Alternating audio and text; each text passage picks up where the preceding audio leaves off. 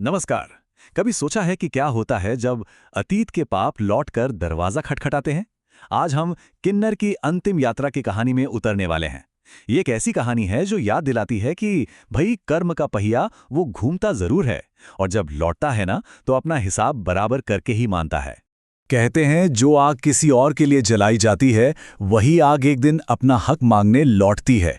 ये सिर्फ कोई कहावत नहीं है, बल्कि सच कहूं तो इस कहानी की आत्मा है। ये बात है उस कॉस्मिक जस्टिस की जो समय और जगह से परे हैं। तो चलिए इस आग की तपिश को महसूस करते हैं। तो हमारी कहानी हमें ले चलती है एक ऐसी जगह जहां जिंदगी खत्म होती है।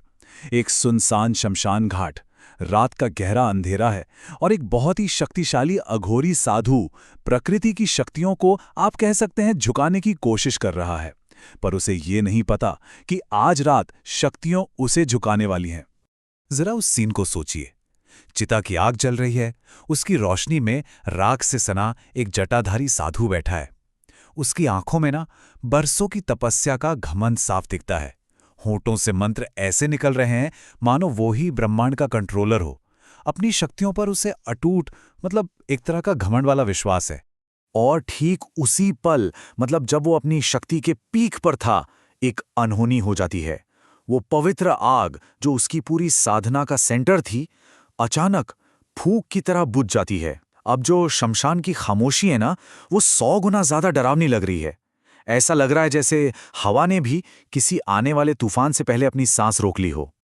उस ठंडी राख से एक साया उभरता है, और ये कोई चीखती चिल्लाती आत्मा नहीं है। नहीं, इसकी जो शांति है ना, वो कहीं ज्यादा डरावनी है। आंखों में डर नहीं, बल्कि एक ऐसा अधिकार है जिसे सहा ना जा सके। वो साधु को ऐसे देख रही है मानो वो कोई अपराधी हो, और ये आत्मा जज। और फिर बस एक पल में उसका पूरा ब्रह्मांड बिखर जाता है।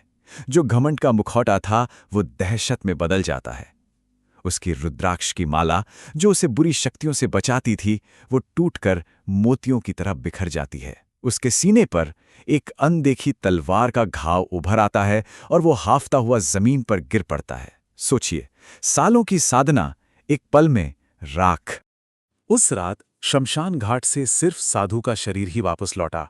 उसकी आत्मा तो वहीं डर की बेड़ियों में जकड़ी रह गई। ये सिर्फ फेल होने का डर नहीं था, नहीं, ये एक ऐसा अनजाना, एक ऐसा गहरा डर था जो उसकी हड्डियों तक में समा गया था। जब उसे होश आता है तो देखता है कि चिता बिल्कुल ठंडी हो चुकी है और आत्मा जा चुकी है।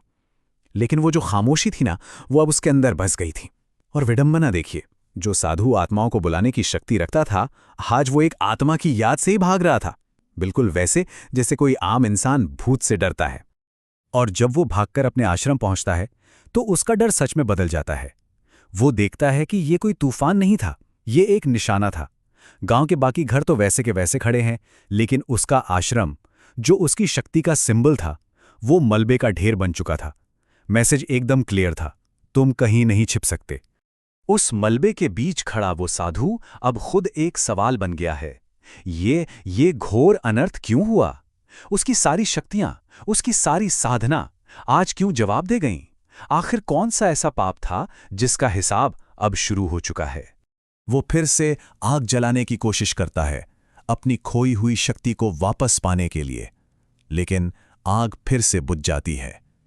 पर इस बार अंधेरे में उसे एक बच्ची की हंसी सुनाई देती है, और एक फुसफुसाहट, एक नाम, अश्विनी। ये नाम एक चाबी है जो उसके अतीत के किसी भयानक दरवाजे को खोलने वाली है। तो अब उस साधु के पास कोई रास्ता नहीं बचा है। जवाब बाहर नहीं, बल्कि अंदर है। उसे अपने ही अतीत के उस अंधेरे तहखाने में उतरना होगा जिसे वो सालों से बंद किए हुए था। वो सच जानने के लिए वापस शमशान घाट जाता है। वहां उसे पता चलता है कि उस रात जो चिता जल रही थी, वो अपराजिता नाम की एक किन्नर की थी। एक किन्नर की आत्मा। क्या ये सिर्फ एक कोइंसिडेंस हो सकता है? अब तो ये पहेली और भी उलझ जाती है। अगर चिता में अपराजिता थी, तो फिर अश्विनी कौन है? वो नाम जो अंधेरे में फुसफुसाया गया था, वो हंसी जो उसकी रूह कपा रही है, वो किसकी है? यही सवाल अब उसे सच के और करीब ले जाएगा।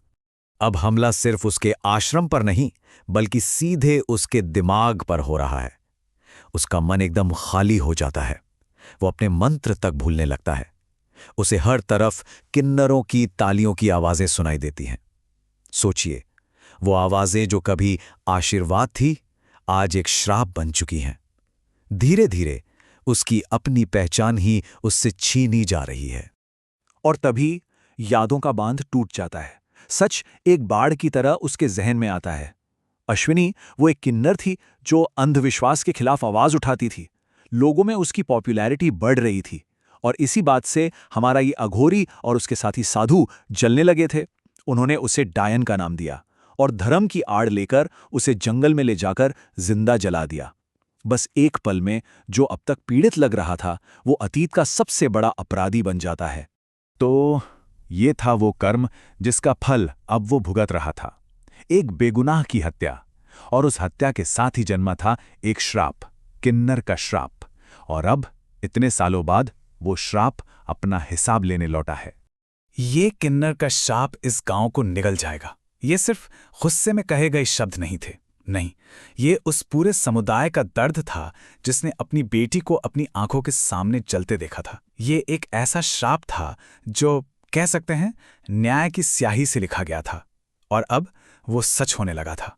और श्राप अपना पहला वार करता है। गांव की एक शादी में जहां शहनाइयां बज रही थी, अचानक आग का एक गोला फटता है। खुशियों से भरा मंडप पल भर में शमशान बन जाता है। ये अपराजिता का गुस्सा था जो बता रहा था कि न्याय की शुरुआत हो चुकी है। साधु वहां से भागने की कोशिश करता है, लेकिन उसका रास्ता अपराजिता की आत्मा रोक लेती है। वही अधिकार वाली आंखें, वही शांत चेहरा और वो अघोरी जो कभी ब्रह्मांड को झुकाने का दम भरता था, आज घुटनों पर गिरकर एक आत्मा से अपनी जिंदगी की भीख मांग रहा है।